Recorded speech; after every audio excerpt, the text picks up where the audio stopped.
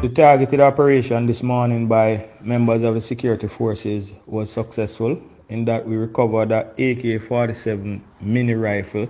We also recovered a camouflage suppressed submachine gun. This is part of our commitment to combating violent crimes and dismantling criminal gangs in Jamaica.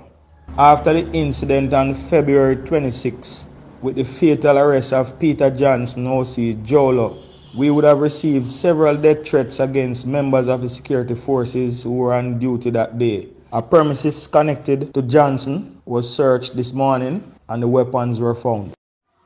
Armed men invade Black River High School following students' dispute. Shocking discovery by cops and woman burning rubbish at home. Please remember to subscribe, like, share, comment, and don't forget to hit that notification bell so you can always be updated with the latest news.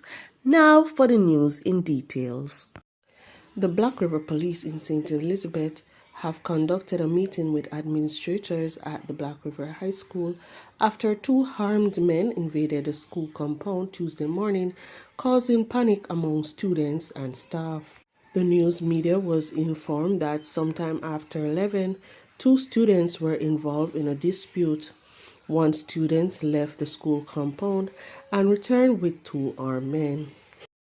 A partially burnt Smith & Wesson 9mm pistol with a magazine containing 14 9mm cartridges was recovered by the police in Fairfield Mountain, Manchester on Monday, March 4th.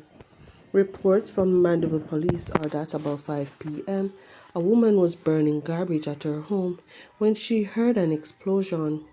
She alerted the police, and on their arrival, a search was conducted. The firearm and ammunition were found under the burnt rubbish. No one was arrested in relation to the seizure.